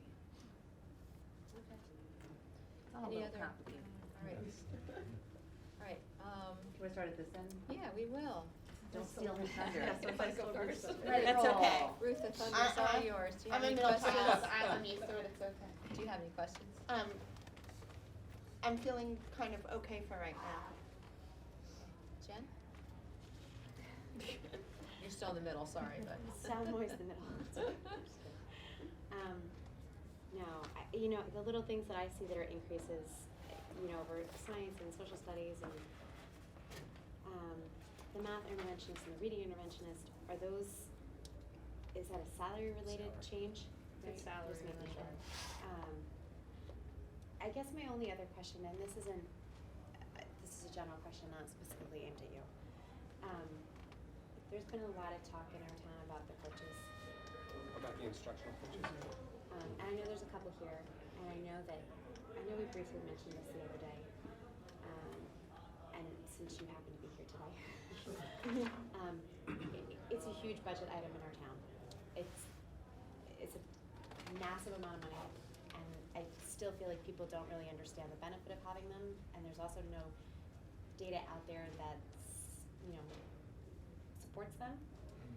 Do you guys have, I think you guys are gonna be working on something, but do you have something prior to us having to talk about budgets that could possibly appear? I'm not exactly sure. Are you looking for data? Yeah, like what's the benefit? Have we seen what we were hoping that our coaches would be supplying? So I think of that in terms of two different types of data. One is, are we seeing change in instructional practices of our teachers? And the second thing would be, is that impacting learning? I think we can all provide some information about changes in teacher practice. Okay. I'm not quite sure we're seeing the result of student learning, particularly in math. I mean, our English language arts scores are good, and I think we can attribute that to the level of support that we provide to our teachers. Math, we're still struggling with. So I would just be honest with you that all you have to do is to look at our math scores to know that it's not impacting learning to the point where we would like to see it. Scores aren't just a result of coaching, right? So for instance, time is another issue. Course sequencing is an issue. There's a lot of things that impact student learning. So, I think the best way for me to frame coaching is that this is a human service industry. Our teachers and their practice are at the heart of what we do. And research is very clear that one-off workshops don't change practice. Teachers need in situ kind of support, and that's what we're trying to provide. There is research to support that. Yes. There's been quite an influx of research to show that number one, teacher effectiveness is like the number one indicator, and that this type of professional learning with the coaches is actually supported by data. And do you guys have that readily available? We have Is it research, something that we can absolutely. read? It might not just be, I Send to mean, other it's, people? you might not see the correlation with like Wilton District, but Right. based on that pretty extensive body of research, that's why we've prioritized this as like probably one of our greatest, So when we first rolled areas this of out, I focus. showed some research, I think it's, flowers. Joyce and Showers. Right, Joyce and Showers. So when you do a regular workshop, about 5% of the information shows up in classrooms, right? When you combine that with modeling and feedback, you get maybe 10%. When you add coaching, you get up to 95% transfer of what is learned into the classroom. And how much of it is a combined, like you're saying, our scores are indicative of the results not being what we In had math. hoped in math. So how much do you think is a combination of not only a teaching style or learning style approach, but then also a curriculum change? Like you have two learning curves kind of to Absolutely. Yes. go So it's over. one and two, right. So are we like asking for too much too fast? Is there something that should be prioritized one way It's a or the other? terrific question. Yeah, if you don't mind, it's a couple of things. We also, we talked about putting together a survey, so I've Yes. been working on a survey. With how with teachers some feel of the about it, teachers. like that? Yeah, because there is, I think, to Jen's point, there's been a lot of questioning and some controversy about the validity of coaching as a professional learning strategy, also the value of coaching, particularly at the middle school and the high school from the perspective of the teachers. And so I think it would be helpful just to paint that whole picture. And then, in the way that we have structured and prioritized that work, we privileged language arts and mathematics, and science to a lesser extent, social science to a lesser extent. So we have teachers in other subject areas who really aren't receiving instructional coaching in the same way. And then I think to your second question about too much, in the last 6 years, we've turned this entire place on its head from a curriculum instruction standpoint, for better or for worse. And I might be overgeneralizing, because I don't think that's entirely true. Well, I think what's happened over the last few years is almost every subject area, there's Yeah. been a mandate for new standards. That's exactly right. That's a heavy lift for our teachers, and that's a good question. Like, is it resources that perhaps we might have to say, even though the research bears out that it's supposed to work, if it's not working here, should the resources be put in a more effective See, use? I would frame that differently. Again, if we are asking teachers to make major shifts in their instructional practices as a result of new standards, they deserve and need the level of professional support that is considered to be the best, right? Right. But it's only really the best if there's the buy-in to Yes. use it. Yes. You know what I'm That's saying? right. So Because like, that's Well, the and teacher that- survey. yeah. Right. So like, if you don't have like, Well, that piece of the Yeah, puzzle, we right. hope to garner from And the I would survey say- that will be composed. But that's one Yeah, 'cause at one some- picture. right? Because at some point you have And to the say other we're spending is- all this money and we're not getting anything. Well, we need Yeah. to gather the data. Yeah. So one is what are the teachers' perceptions of the impact on their instruction, and I don't know however the wording will happen, by grade level, by years of experience. And that will take a while to amass, and I would rather do it carefully and slowly so we have valid results. Yeah. And then another piece is, are we using the right program, whatever that means? Is Math and Focus it? Is it something else? Is it digital? All of those questions come into play. So I have two things So we that I have to, just we wanna have to sort of jump in. kind of wait a little bit Okay. to see valid data. Yeah. Because theoretically, the research is there that says, coaching is a much better way of PD in terms of impacting teacher effectiveness. So, but that's research, and so what's it look like here? So just a couple of things, like I just worry just about kind of a little bit about what I'm hearing, because I have found, and I think my teachers have found, and I've invited people to come in and watch, but coaching has been effective at our schools, and I think that even last year, I think I invited the Board of Finance because I was getting questions to come in and visit, and the feedback that my teachers gave is that they don't even know how they could do what they're being asked to do without the support of the coaching staff. So I worry a little bit about the questions that the public is kind of hearing a little bit, because I feel like there's a difference maybe in some of the schools as to how it's going, and I think that as always, maybe when people aren't happy, it's louder. And I think that there's another thread to why people aren't happy. People aren't happy when they're being asked to make changes in curriculum and instruction. And when you are being asked to have those changes, we're as a district trying to give them the support, but the reality is they're not happy about making some of those changes. And so I think that we have to be really careful with how we interpret survey data, because you might get a lot of response that they don't want coaching, but what they really might not want is some of the other changes that are being asked of them. And I just worry, it sounds like we're putting a lot, I'm not quite sure about where the conversations are around these surveys and the results, but I just really hesitate decisions made based on that data without having a lot of conversation. Because I know. I think we need to trust the people who will write the survey so that the questions are comprehensive, open-ended enough, and quantitative enough, and widespread enough. So that's why I said let's not rush to this. On the other hand, to push back a little bit, it's been 5 years since coaching's been implemented, so it's not an unreasonable question to ask. And at this point, my personal feeling might be, you know what, this is new, it's changed, I want my old ways. There's been enough time elapsed, so it's not maybe the first time the new standards came in, oh, I hate those. But 5 years down the road, you realize, okay, they're new standards, they're substantive, we can work with that. So I'm hoping that new, and I'm going through the change process, that there's been enough time with coaches that perhaps that anxiety is not there. So, but we'll have to see. We'll have to see. Absolutely. Yeah, so I've we got all are one gonna person have coming. an open You're coming, I mind. believe, right? Are you coming in, or Jen? Are you coming in? No, I asked for a different time, so we'll Okay. work something out. Yeah. Yes. I just, if this is a conversation, and I keep hearing this come up, and I feel like this year, I feel like it's a little bit higher of a conversation, and I really hope that you guys on the board and everything really come into the schools to see how it's working before decisions are made, because I personally would be very sad for our district if I were to see that form of professional learning go So, away. and what I'm talking about, or what I'm feeling, is I am all for professional Yeah. learning.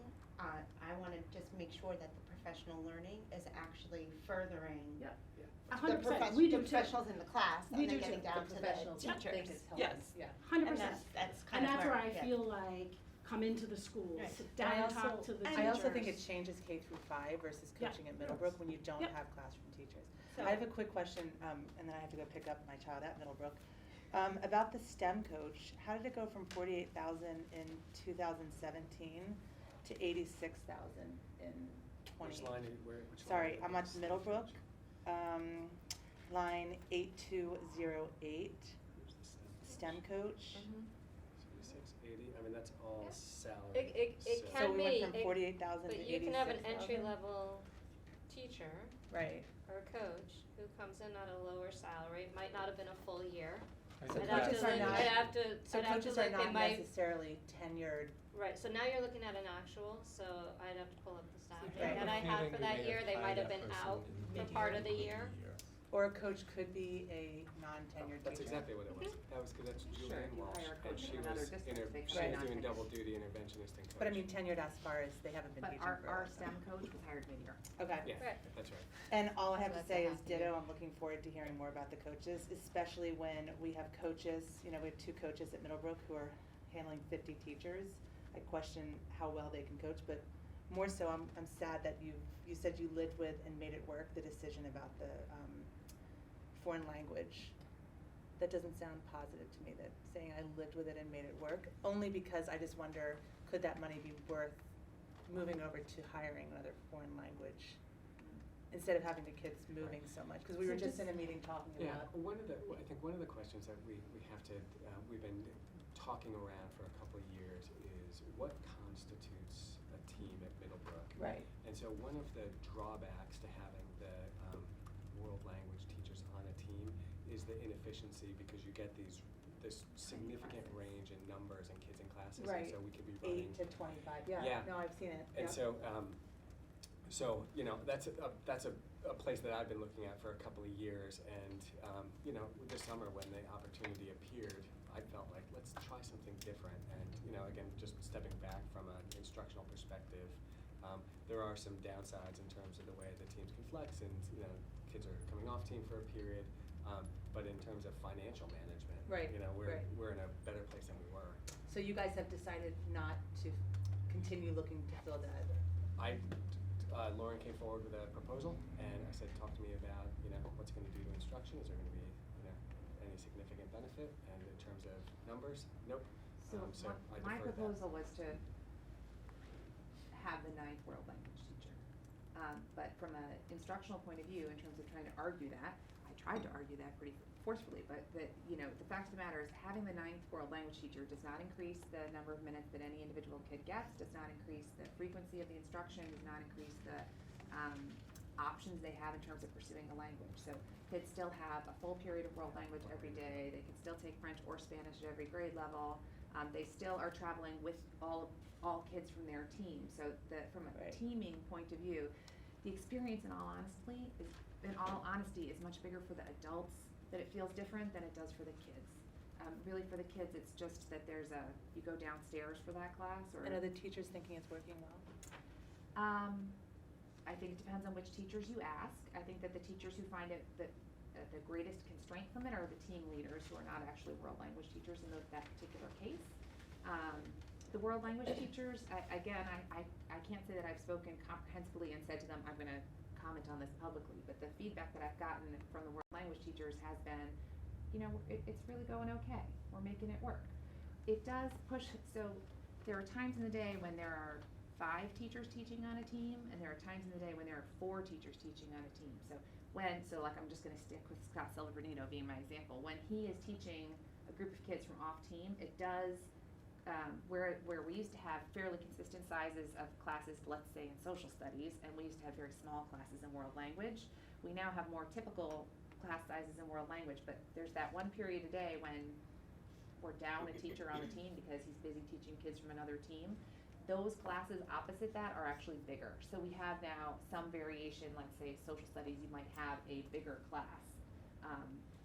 But again, it's within the range of what we would consider to be appropriate for a middle school class size.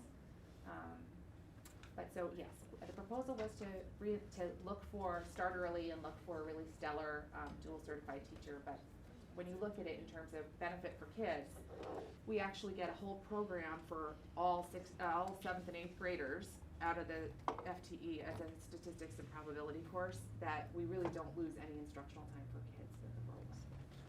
Yeah, I'm looking at social studies class sizes, there's, We have a 25 here. Right, that 25 is opposite because there's one less teacher teaching on the team. So So you get a couple. the number of kids that you have on the team get distributed by 4 classes instead of by 5. right. So it causes a little swing, but their average is not significantly impacted. No, their total number of kids is okay. Right. But yes, the class size varies from 16 to 25, depending on the period. Yes, Okay, all right. So and that that's- historically would not have been. It took I will say that while we can make it work with this one sort of cross-teaming aspect, we were very, very careful in the way we built that into the master schedule so that like it happens just after lunch and just before lunch, to try to make sure that for kids and for teachers, the travel time and everything is taken into account. I don't want anybody to get the wrong end of the stick and say, well, if you could do that with world language, how about you do that with insert course here? Because everything was manipulated around making this work, and you can't do it with multiple factors at play. So just in case anybody thinks, well, hey, it only works for world language because only one program is doing it, and also because world language started with smaller classes to begin with, so we had that. So there's room to grow. Yeah. A little You bit. really can't like say, let's just get rid of a science teacher and merge it all. It wouldn't work at all. Right. And I think if you look around other middle schools, the little bit that I know says world language being on team and or officially off team varies, and it's just as often off team as it is on team. I don't think we know a middle school where it's on team. Very honestly. unusual, and it's something that has been a real benefit and a privilege in the sense, and you know, the Middlebrook faculty would speak in an impassioned way about the value that comes from having a world language teacher on team, but when we look at enrollment, the fact that their classes were so much smaller. There are some constraints to having it on team. One of the things Right. I would like to be able to do is to offer different levels.